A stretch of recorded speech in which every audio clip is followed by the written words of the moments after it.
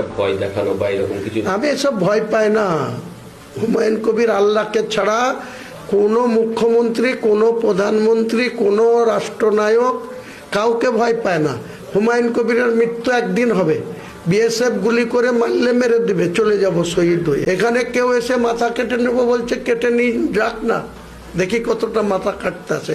হুমায়ুন কবিরের পৌঁছানোর আগে তার মাথা কোথায় থাকবে সে আটকে। আমার নিজস্ব 10টা ড্রোন ক্যামেরা বেলডাঙ্গা থেকে রেজিনগরের এই এনএইচ তার সংলগ্ন জায়গায় থাকবে কাল সকাল থেকে। ড্রোন ক্যামেরাতে সব কে কি করছে, কে আইন ভাঙছে না, কে ওখানে কনস্টিটিউশনসি করছে, কেউ ভেতরে লোক ঢুকিয়ে দিয়ে এখানে গন্ডগোল লাগার, তাকে বাড়ি থেকে ধরে নিয়ে আসে।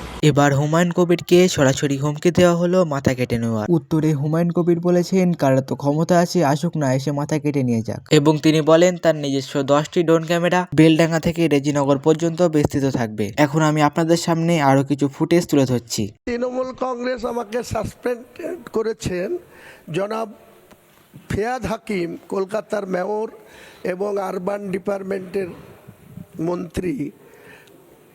1 মিনিটের মধ্যে আমি আমার ডিপি থেকে অভিষেক বন্দ্যোপাধ্যায়, মমতা বন্দ্যোপাধ্যায়ের ছবি সরিয়ে দিয়েছি। নানা ধরনের কন্টেন্ট দেখার জন্য লাইক করুন, শেয়ার করুন আমাদের ফেসবুক পেজ, সাবস্ক্রাইব করুন আমাদের ইউটিউব চ্যানেল। পাশাপাশি অন্যান্য ব্রেকিং নিউজের জন্য অবশ্যই চোখ রাখুন রিপাবলিক বাংলায়।